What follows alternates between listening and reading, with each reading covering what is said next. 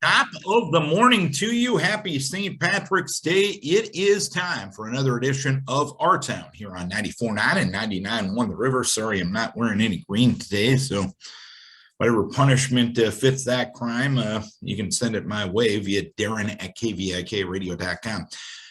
And we got a four-guest program on the show this morning. Our Town, as always, brought to you by Decorah Bank and Trust. Next week is Severe Weather Awareness Week in the state of Iowa. We will discuss that with Todd Shea from the National Weather Service in La Crosse. We will also discuss a community health assessment survey being conducted at the present time by Winneshiek Medical Center. We will have that conversation with Winneshiek Medical Center Chief Administrative Officer Steve Slessor.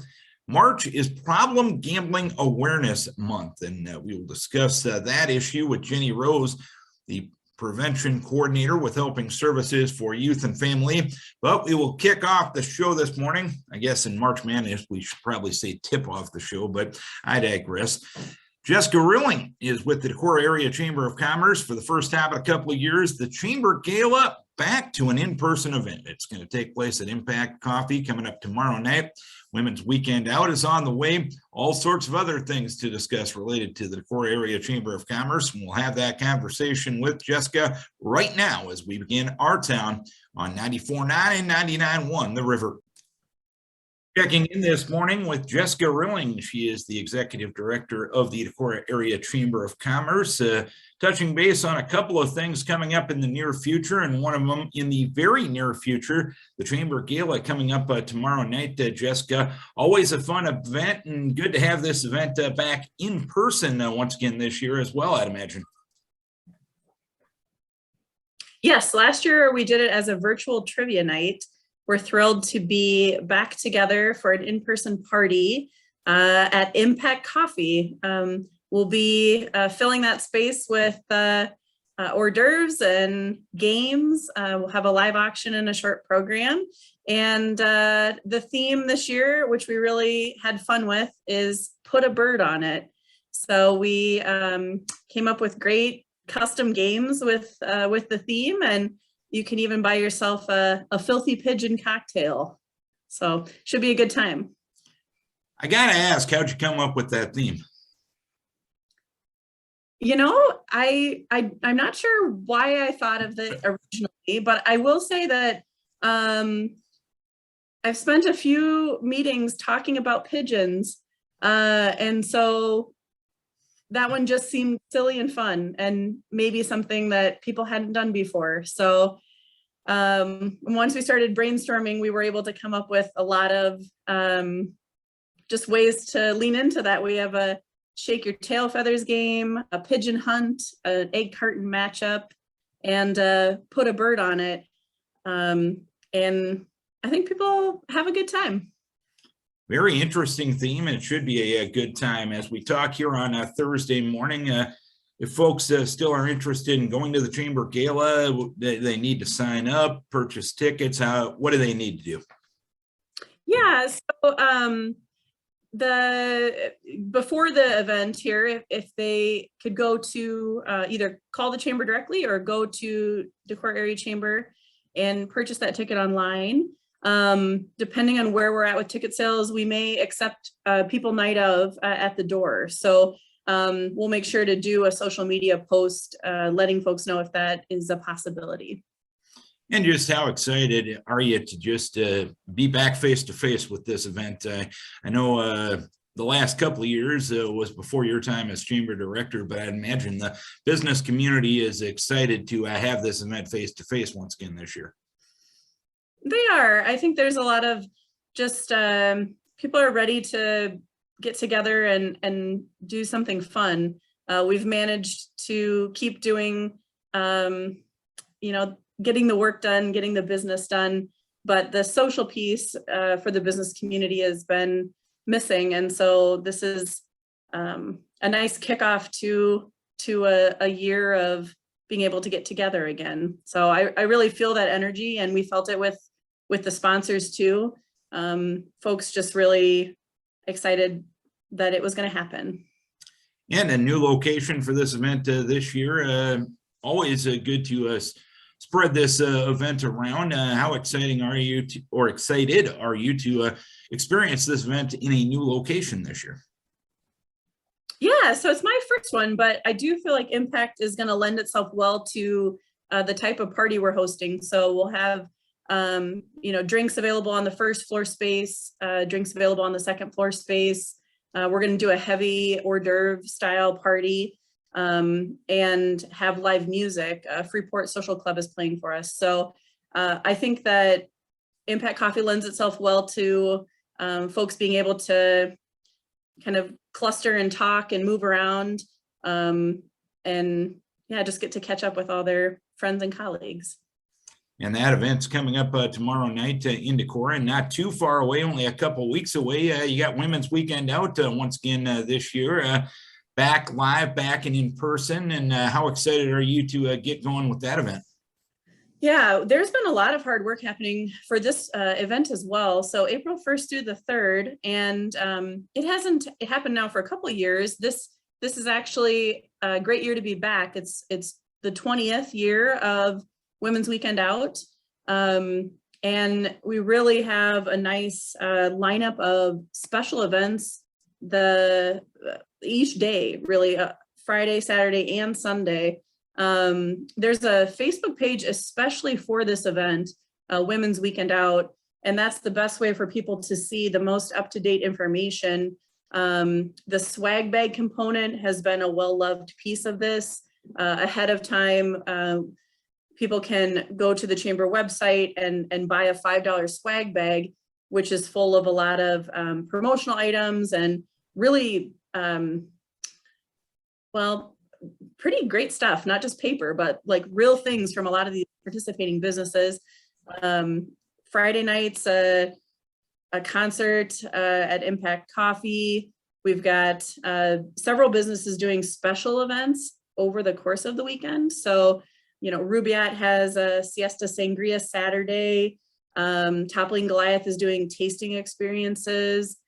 So, for a lot of these things, people are encouraged to buy tickets, especially for the style show, which has been an event around it started at the beginning. So that one's very popular at the Hotel Winneshiek. And so I guess that's what I would say is it's not too early for people who are interested in coming to try to get tickets for the things they're excited about right away so that they don't miss an opportunity to go.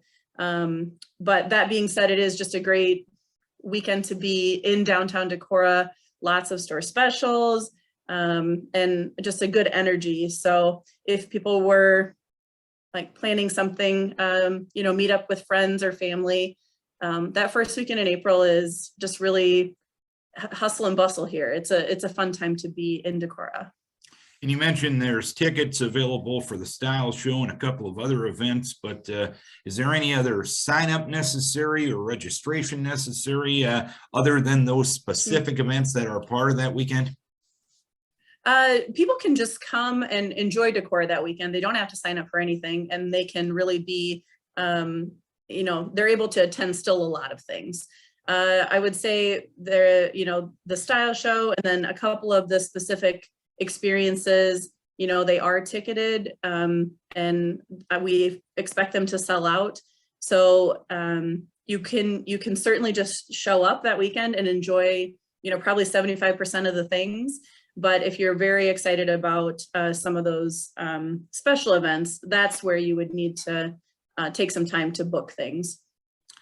Anything else on the chamber's mind? You've got the floor this morning. Anything else you want to pass on to Decorah residents and beyond?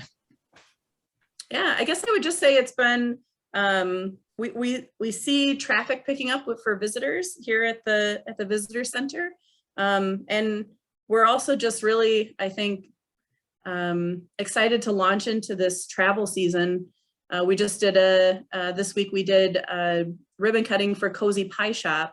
And so that would be just a downtown business, I would say, if folks haven't been into Decorah for a while, it's a good reason to come into town. I think pie is a good reason for just about anything, including, exercise, which is, why I typically participate in RAGBRAI is for the pie. But all you have to do is dress to Decorah, and you can get a slice of great pie at this new business right in the downtown. Cozy Pie Shop is just, it came out swinging big, lots of types of pie. They also do breakfast, which I have to say, I'm a big breakfast fan, so it's great to have another spot in Decorah for that. Never can go wrong with breakfast food. I agree with that wholeheartedly. We appreciate you taking some time to talk about the chamber events coming up. Hopefully the event coming up tomorrow night and Women's Weekend Out, just kind of a start of a great spring and summer in the Decorah area. Jessica, we thank you for taking the time and telling us all about it this morning. Yeah, always a pleasure. Jessica Rilling is the Executive Director of the Decorah Area Chamber of Commerce. The Chamber Gala coming up tomorrow night at Impact Coffee. Women's Weekend Out coming up the first full weekend in April. The month of March is Problem Gambling Awareness Month, and here to discuss that issue is Jenny Rose with Helping Services for Youth and Family. And Jenny, sports gambling is an industry that has grown exponentially over the last few years. It first became legal in the state of Iowa a couple of years ago. Is this something that we're starting to see more and more of, and thus we're starting to see more and more issues related to it? Yeah, we're definitely seeing more gambling, more sports betting. So since that became legal, like you mentioned, in 2019, and then we saw a large increase. So there was a change with the legislation in 2020 where people no longer had to go to a casino to register to play sports bets. So now, as of January 1st, 2020, anybody essentially with a smartphone that's over the age of 21 and in the state of Iowa can play sports bets. So, with football, we saw a huge increase in the amount of people placing sports bets and the amount of money that has been being placed in the state of Iowa. And related to sports betting, the availability of it that you just touched on, knowing the fact that you can sit in your living room and place these bets, having that so readily available, what type of issues potentially does that create? Well, we know that with more access to gambling and with more people gambling, that we will see increases in the amount of problem gambling. So about 14% of adult Iowans are experiencing problems related to their gambling. And we know that individuals who are participating in sports betting, that risk increases to around 23%. So definitely can see more issues with that. And so we want to make sure that people are aware of the resources that are available, that there are resources available for them locally through Northeast Iowa Behavioral Health. So Your Life Iowa is another great place to go to find resources to help with problem gambling. And also having those conversations with people that might be experiencing problems related to their gambling. That's important to know the signs and symptoms and how you can help those people get to the resources that they need.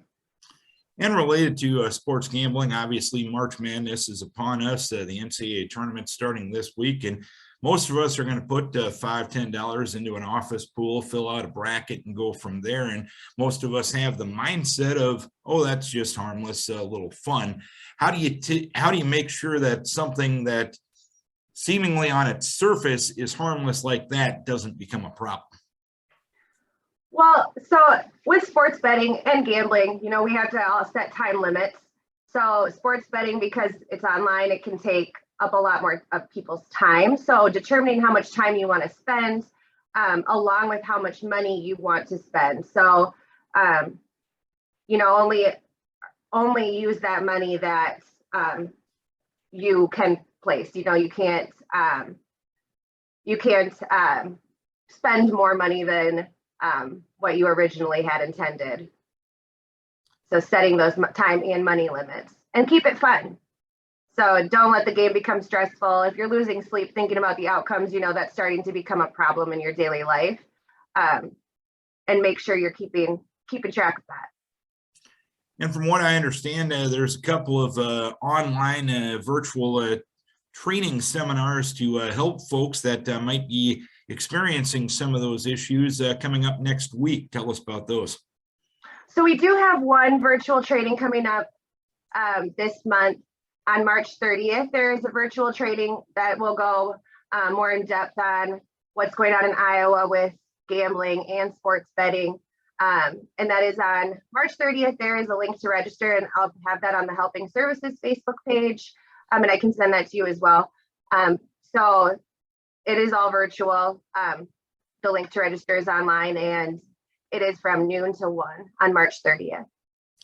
And if folks are having issues with them, whether it be themselves or a family member or someone they care about, or having some of these issues, what type of resources that does Helping Services provide to assist those to deal with the issues that this thing is presenting? So we have prevention resources at Helping Services, and Northeast Iowa Behavioral Health is our local treatment for problem gambling. You know, they have people there that will help specifically with problem gambling. So they are our local resource. If you go to Your Life Iowa website or call them, they will help you get to the people you need as well. And 1-800-BETS-OFF, that number, you know, a lot of people know about that resource, but you can always call that number and they will refer to Your Life Iowa and to Northeast Iowa Behavioral Health. And related to this issue, is there anything else you want to pass on to the public about either the resources Helping Services provides, or those that, or just general information folks need to know regarding gambling and sports gambling, etc., here in the state of Iowa?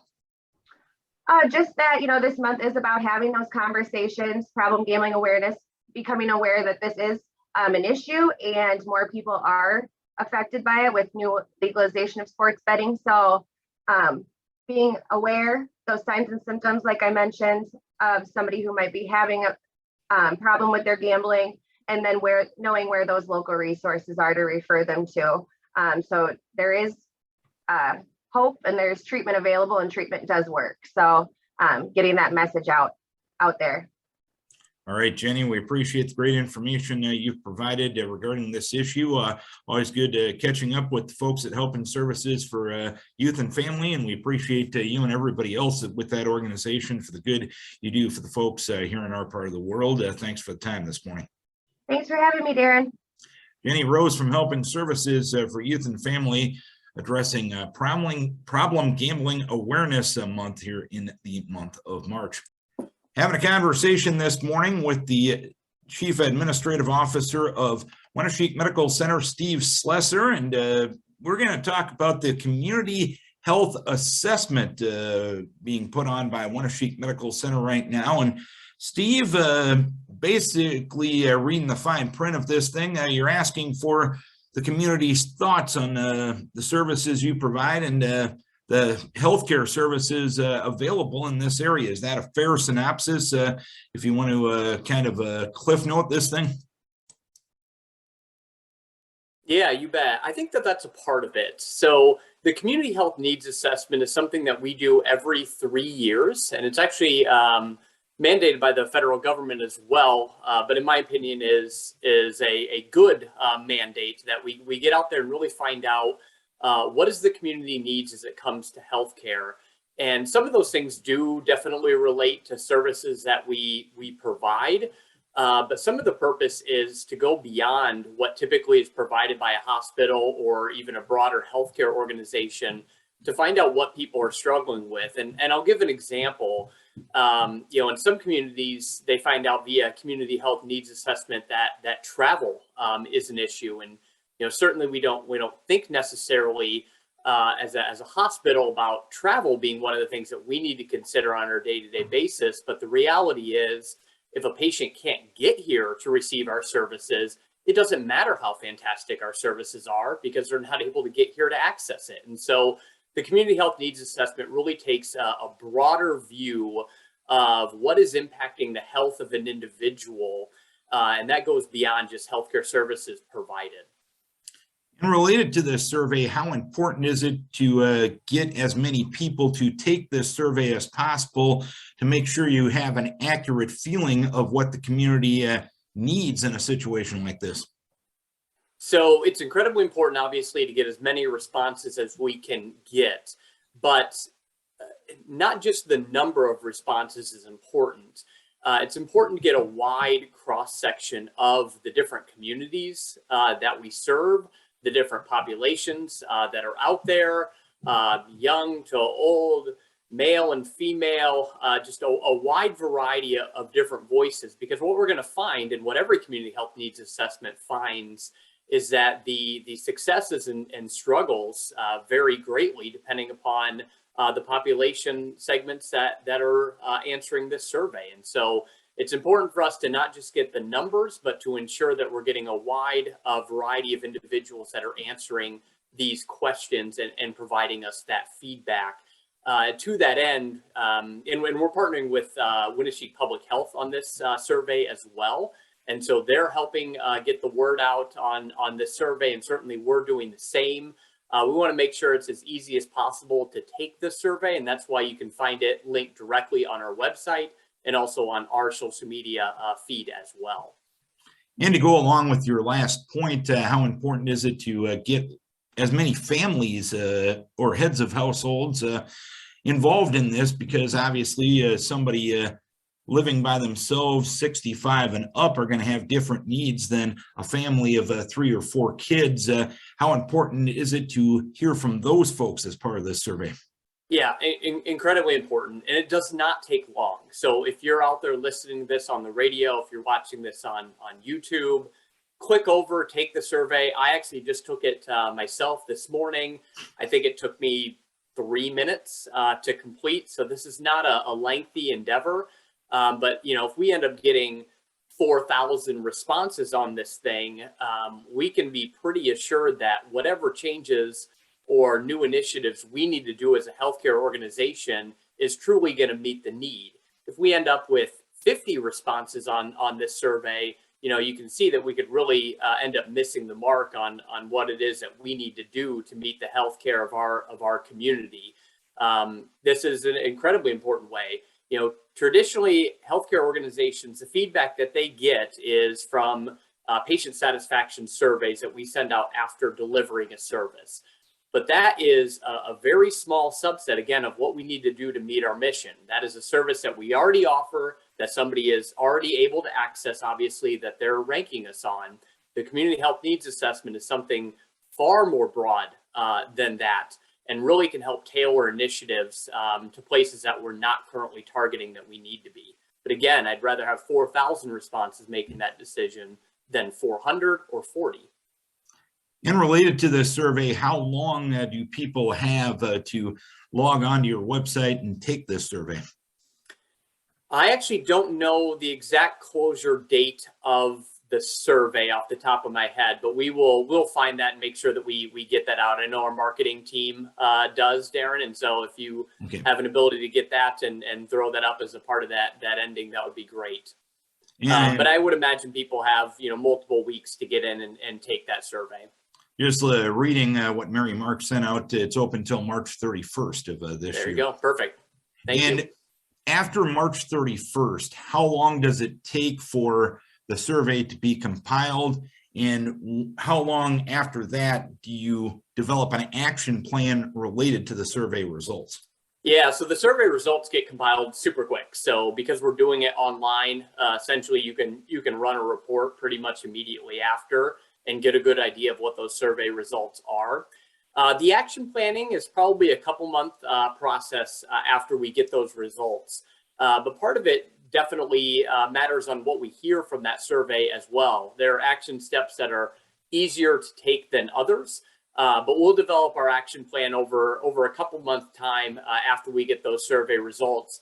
And we actually publish that action plan as well. And so this data doesn't come in, just get absorbed by public health and by Winneshiek Medical Center, and the community never sees it again. That's not the case at all.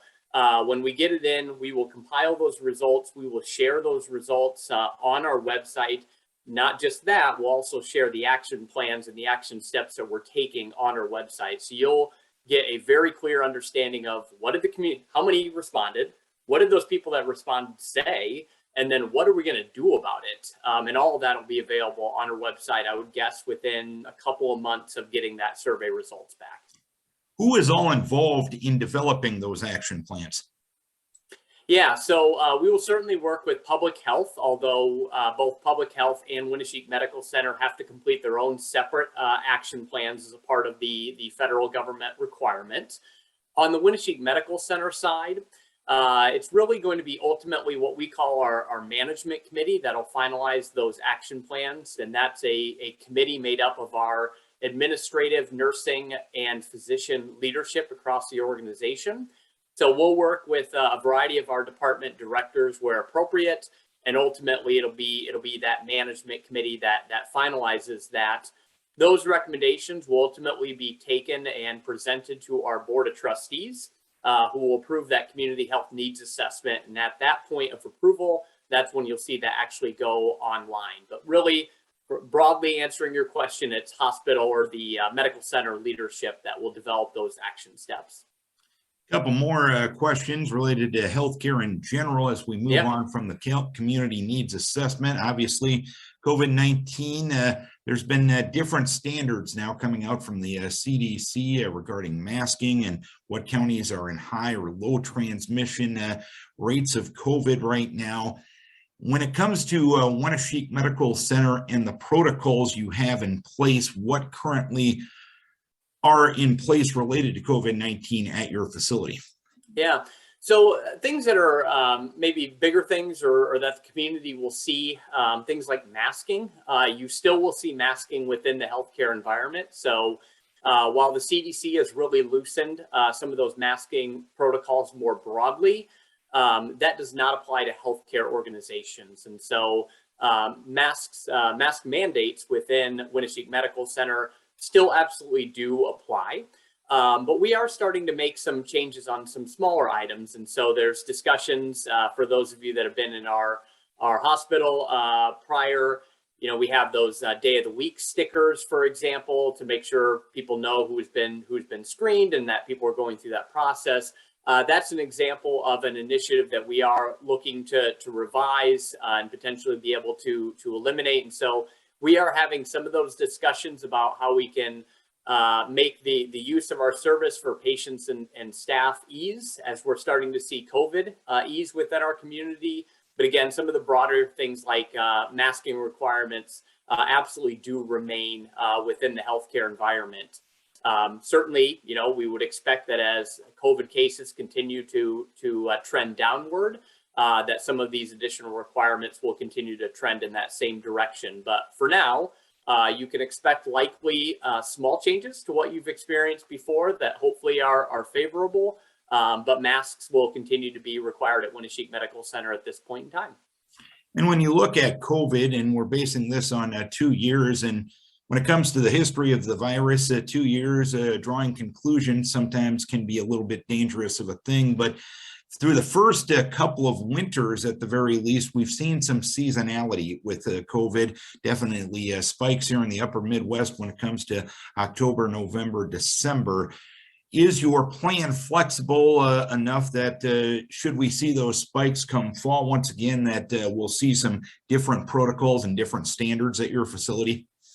Yeah, I think that you can almost certainly expect that as things trend upward or downward, that our community or our organizational response will do the same. And I think that one thing that healthcare organizations, one, I guess, positive that came out of a horrific pandemic is the fact that healthcare organizations, I think, learned how to be more flexible and to be more flexible very rapidly. So, you know, obviously things had to change and change very quickly.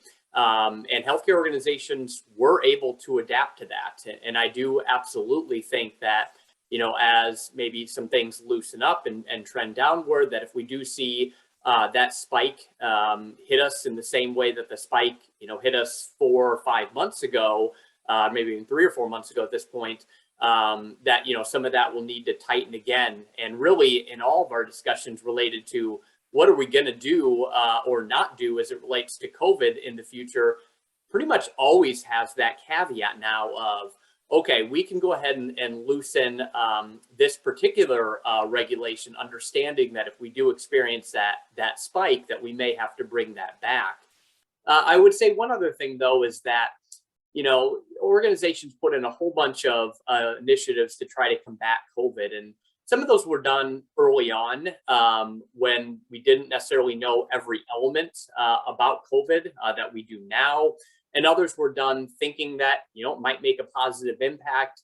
But the true impact of that new process or approach, you know, didn't do what we intended it to do. And so, you know, as we learn about those things, just using draconian measures to really combat COVID isn't what we want to do. I think we'll do a better job of understanding, you know, what are those things that we put in place that we think actually worked and had a positive impact on behalf of our staff and our patients, and what are those things that you know, we put in place that we hoped would have a positive impact, but for whatever reason did not. And certainly we want to bring those things back as we need to that had the positive impact, but those that we determined, you know, did not have the necessary impact or the needed impact, that we're able to not do those things anymore. And final question for you, Steve. I'll just give you the floor. Anything at this point you want to pass on to the public regarding what's going on at Winneshiek Medical Center? Any short-term plans, any long-term plans, etc.? It's your time. Yeah, thank you. So I could spend a lot of time on this, but I'll summarize it to say that there is a ton going on at Winneshiek Medical Center. And I know that a lot of the talk surrounding healthcare organizations has been COVID, and rightfully so. But the reality is we have a lot going on that's building our future that's beyond COVID and beyond the pandemic. I was actually just this morning putting together an update on all of our strategic tactics that leadership group is working on, and to see the progress that we've made in so many arenas has been pretty exciting. Certainly, I'll note our facility project that is actively being planned for. Our board approved to move forward to the next step of that detail design on the facility plan. So that project is still marching forward. And we have a whole bunch of initiatives going on in the recruitment realm to bring new physicians of a variety of specialties to this community that's being actively worked on at the moment. We've really never had volumes or revenues like we do today. We have grown tremendously over the last few years and feel like we're poised to grow even more so. And with that growth comes new services to the communities that we serve that we haven't had yet, new service lines, new technologies, being able to ensure that our staff are well compensated so we keep great people here. So there's a lot of super positive things going on at the medical center. I'll also note that our new partnership with Luther, we feel, is going extremely well, serving the health services and the athletic front with that organization, those community partnerships. With Luther, with the daycare coming onto our campus, that's extremely important to us, and we're looking forward to forming additional community partnerships as we move along. So lots of exciting new things at WMC, and I think you'll be seeing some exciting new announcements from us soon as well. And I'll sneak in one more question related to the long-term planning and keeping things focused on the future to make sure you're a sustainable and a viable and a growing healthcare organization. How do you do that when there was such an immediate need regarding healthcare over the last couple of years during a pandemic? How do you balance those two things? Yeah, so certainly the balance, I think, for everybody, personally and professionally, has been incredibly challenging over the last 2 years. But really, you know, when you look at what we are working on from a WMC standpoint here over the last, let's say, 1 year's worth of time, there's been, I would say, even more of a focus on making sure that we're here long-term in the future. We're spending more time on that than on pandemic response at this point in time. And I think that's been true for a while. Now, there's been certain times in there, you know, we had a month in there, I think that was real tough when COVID spiked again, and we had to divert our attention on that to focus maybe more on COVID and a little bit less on our long-term future items that we had out there. But we really are spending more time with our eye on the future than time spent just dealing with COVID only. One of the things that healthcare, I think, needs to get very good at this point in time is how do we continue to thrive knowing that COVID's not going anywhere. So healthcare organizations that were sitting around waiting for COVID to end are going to be sitting around for years. And no healthcare organization has that luxury. The future is changing pretty rapidly, and we need to really walk and chew gum at the same time. And that's what we have to do with COVID is we have to ensure that we're meeting those needs right now, but have an active eye on the future. And I think WMC absolutely is doing that and doing that very well. It gets easier as you learn more about the virus that you're dealing with, right? So again, it was all hands on deck as we were trying to figure out everything about COVID over the first year and a half. But as you learn about what it is and what it is not, that allows you to more easily dedicate your strategy for combating that in the short term while ensuring that your resources for making sure your strategy for your organization on the long term is there. On the financial front, we've gotten that question a lot. Really the federal government did end up sending a decent amount of stimulus funds to healthcare organizations to help them with the massive losses that they had over the year that COVID really impacted volumes. And that kept a lot of healthcare organizations financially stable and allowed them to plan for the future. And so we'd be in that same boat. We had sizable revenue losses dealing with COVID. The federal stimulus dollars really helped us get through that appropriately, and now we're ready to move on to the future. All right, Steve, a good conversation, interesting conversation as always. We appreciate the update on everything going on with Winneshiek Medical Center. We'll make sure we send folks to the survey so they can give their 2 cents on what's going on as well. Thanks for the time as always, and we'll have a conversation soon, I'm sure. Absolutely. Thank you. Anytime. Steve Slessor is the Chief Administrative Officer of Winneshiek Medical Center. We thank him for joining us this morning. No matter what happens in life, no matter where you go, there will be weather, and weather is going to be a topic of conversation. When we talk weather on this program, we talk to Todd Shea with the National Weather Service office in La Crosse. Next week in the state of Iowa is Severe Weather Awareness Week, Todd, and give us the general purpose of a week like that and the things that the National Weather Service office does to remind folks that severe weather is a likelihood in most spring and summers in our neck of the woods. Well, we use the awareness weeks as a reminder, I guess, for residents of the area that, each year we have to deal with these threats of severe thunderstorms. And it's not that it's done to scare anyone. It's just to remind people the dangers, maybe kind of promote some severe weather safety action, rehearsing, learning, if you will, maybe rehearsing at schools, businesses, things like that. So during the week, we cover a variety of topics that deal with, severe thunderstorms, anywhere from tornadoes to damaging winds, which, unfortunately, we've seen quite a bit of the last couple of years, flooding, lightning risks, and just ways that people can just stay up and aware of the weather threats each day. So it's a lot of topics, but we just use the week to kind of remind everyone of the dangers living in Iowa from the thunderstorm activity we see each year. And we often practice the assumption that this only happens in the spring and the summer, but we saw severe weather and tornadoes in the Des Moines area last week. Of course, we saw that very unusual storm in December, which brought wind damage and tornadoes to a wide gap of area in December. Is there also a reminder that the way things are going with the climate and the way things are right now, that these things can really happen 12 months out of the year? Yeah, I mean, our typical normal season would certainly be spring and summer, but as you mentioned, last December we had a historic, albeit rare, big storm system that impacted such a huge area of the region. So yeah, I think it just reminds us that the more resilient, the more ready we can be for any of these high impact weather events, the better off we are. And it's not necessarily going to be a May or June thing.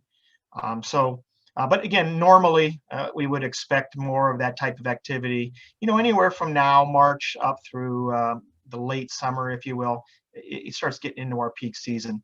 The activity in southern Iowa back on March 5th, including the EF4 tornado in Winterset, certainly an early season event, but not completely out of the record books, if you will, for March in Iowa. So that's why we hold our awareness weeks. That's why we hold our spotter training this time of year, just to kind of be on that front end of the severe weather threat. You talked about the different emphases that you have, really one per day next week to remind folks of what to do if they're presented with the weather challenges this summer and this spring. Why don't you run down a few of the reminders that folks need to keep in mind when it comes to severe weather, tornadoes, flooding, etc.? Sure. Well, probably the number one thing that people don't always think of is having a good source of weather information and basically just staying weather aware. I think it's safe to say a lot of people just live their life each day and they just want to know if they're going to get rained on or not. But I think it goes a long ways just to hear if there is a threat of severe weather. And on those days when you hear about that, maybe keep a little bit more up on the weather threats. Are you figuring out or hearing about when we under a tornado watch, or certainly when there's warnings in the area, do you have a source of weather information? So after that, of course, then it gets down to the specifics of where you are and what the threat is from these storms. In a lot of cases, moving indoors is of course a golden rule of thumb that could save you from any lightning issues, high winds, of course, hail, the tornado threats, things like that. But then you start getting into the specifics. When we put warnings out for large hail, we hope people take that threat seriously. Maybe they can protect their vehicle, keep it in a garage, stay away from windows, those kind of things. Damaging wind, again, staying away power lines, trees, poles that could snap, staying away from windows in homes. And then, of course, you get to the tornado. Again, getting a good source of weather information is the key to starting that. But, with tornado activity, we want to take those warnings seriously, get to a basement, get under something secure, or maybe just a interior section of the lowest part of your home or business. So, getting the information and then acting upon it is key. And related to the information, your office issues advisories, watches, and warnings. Differentiate between those three things, please. Sure. Well, a watch just means that conditions are favorable. A lot of ingredients have come into place, so it's making conditions favorable for a potential severe weather. It's the threat is there, if you will. Warnings, on the other hand, means that severe weather has been spotted, maybe by a local storm spotter, or it's imminent based on what we're seeing off of radar. So that's when we want people to take action. There is an immediate threat to your life in a lot of cases in your particular area.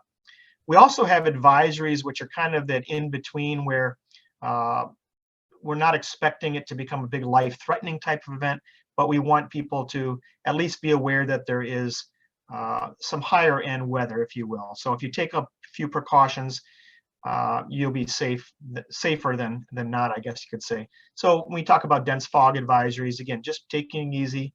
Wind advisories, not expecting super high end winds, but if you're driving high profile vehicles, be a little alert for that, things like that.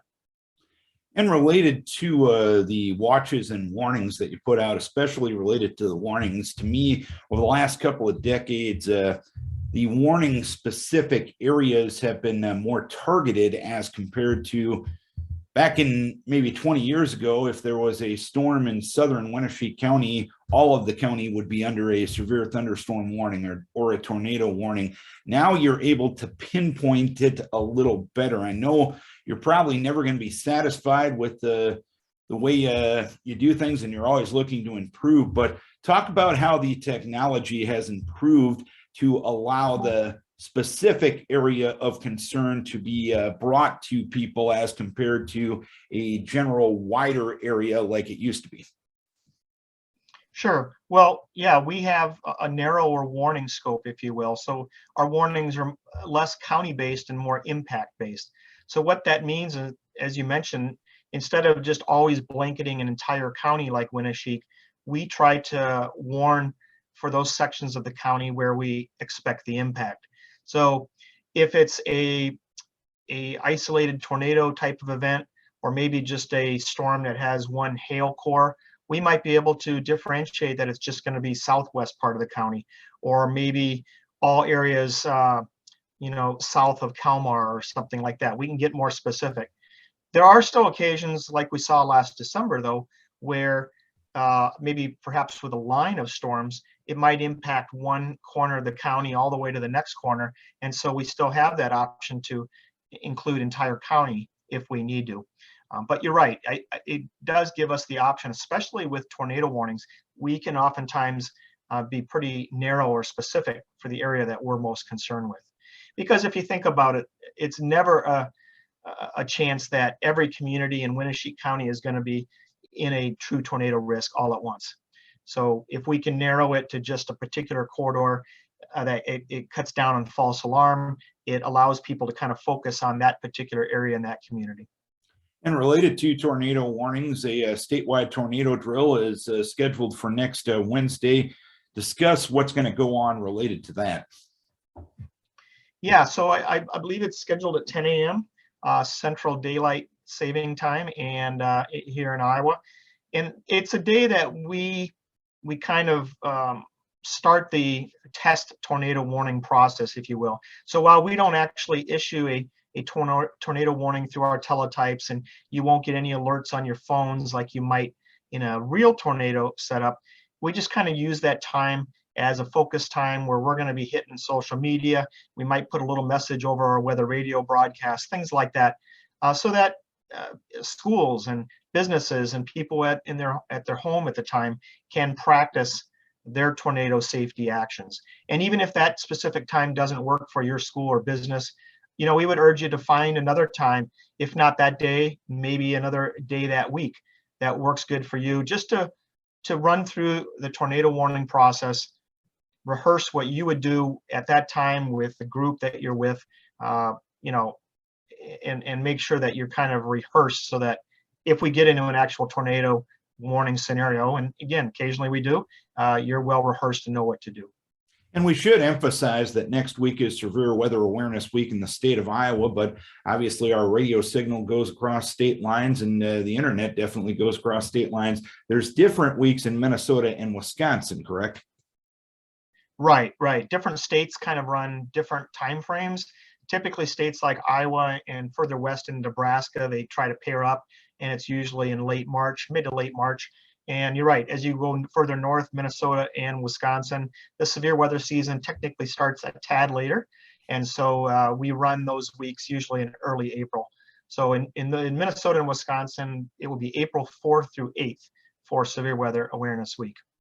And I know part of the information that you received to get the most accurate, most quality information out to people comes from storm spotters, and that on-the-ground information is so important in situations like these. And you've started your storm spotter training this year. What do you folks need to do if they're interested in becoming a storm spotter, and what's the next opportunity in our area for folks to do so? Yeah, so the spotter training is available, of course, on from really any National Weather Service site this time of year. And it's a lot of places are running in-person classes finally after a couple years of being away from that. But we also offer virtual training so that people, wherever they're at, and if the time fits, they can take the training from inside their home if they prefer that. So yeah, we've started those trainings. Each class is free. The virtual sessions, it does require a registration off of our website, and that is mainly so that you can get the login information for that particular time. Most of the in-person classes, you do not need any kind of heads up or registration, if you will. So as far as is coming here in the future, we have several in late March and April that might interest people in the region here. We have a class in New Hampton, Iowa on March 22nd at 6:30 p.m. We have a class over in Hawkeye, Iowa on March 29th, and in Decorah on April 7th at 6:30. So several opportunities kind of in the immediate area. And again, you have that virtual option as well. And if you need more information on that, I would urge you to go to either our website at weather.gov/lacrosse, or whatever county you're based out of, try to find your National Weather Service office's website. And final question for you this morning. I know your office releases a spring flooding outlook based on snow melt and based on the conditions that are currently there. And I believe the last one came out last Thursday. What's it looking like related to the outlook of the possibility of some spring flooding? Well, the good news here is on the tributary river basins like the Upper Iowa and other regional watersheds like the Turkey, Volga, those type of river basins. Most of the snow melt, of course, is gone, and water levels are pretty low, or normal to below normal, and so we're in good shape there. As far as the spring snow melt goes, we're kind of done there. We do have to continue to watch the Mississippi River for those interested along the main stem of the Mississippi.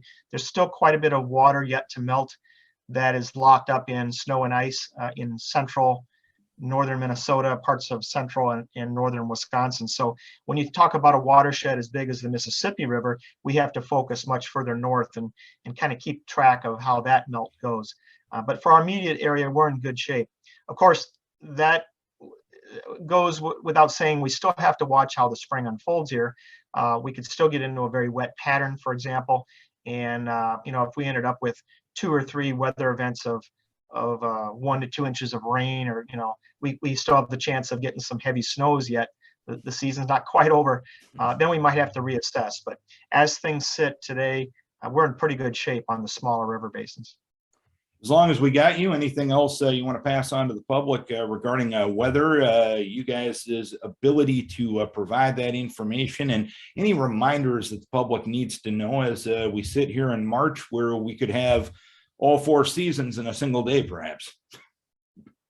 Yeah, I mean, you bring up some good points. We're at that time of year where the weather can get very volatile, all the way into April. We're going to be going into spring, of course, next week, and officially, and you're right, we can get warm, and that could lead to some thunderstorm activity, yet we still run the risk of getting some winter storms mixed in there. So yeah, just keep weather aware, I guess you could say. The other thing I would like to say is, again, as the COVID transmission numbers continue to drop in most communities, at the National Weather Service, we're really excited to start getting out and doing more outreach and kind of getting back to what we would call normal activities, if you will, and being parts of communities, and just trying to help spread the word about weather safety. I appreciate the good information that you always give us, and hopefully it's a boring weather year for the next few months. But if it's not, which it probably won't be, you guys will be there to give us the great information that you always do. We appreciate your time as always. All right, thank you, Darren. Todd Shea with the National Weather Service in La Crosse. Your appreciation going out to our 4 guests on the program this morning. Jessica Rilling from the Decorah Area Chamber of Commerce, the Chamber Gala coming up tomorrow night at Impact Coffee. And we want to thank Jenny Rose from Helping Services for Youth and Family. March is Problem Gambling Awareness Month. And we also want to thank Steve Slessor. He is the Chief Administrative Officer of Winneshiek Medical Center. A community health assessment survey is available at the Winneshiek Medical Center website. It takes you about 3 to 5 minutes to fill out. And Steve gave you that information on what they will be doing with that survey. We invite you to head to the Winneshiek Medical Center website to give your 2 cents on what this community needs related to healthcare. And as always, we appreciate the conversation with Todd Shea from the National Weather Service. Next week is Severe Weather Awareness Week. in the state of Iowa. Don't forget to watch this show each and every week. We put it up on YouTube so you can actually see good folks that we are talking to on a week in and week out basis. And we understand we can't always have you by the radio at 9 a.m. on a Thursday morning, but we want you to get the content and the information that we provide on this show. And archive-wise, you can do it by watching YouTube. Go to YouTube, go to 3-17 Our Town program. You can get it that way. We also put it on all of our LA Communications radio station Facebook pages as well. Thanks to our sponsor, Decorah Bank and Trust. Thanks to our fine guest, and most importantly, thank you for tuning in, for logging on, or for watching Our Town on 94.9 and 99.1 The River.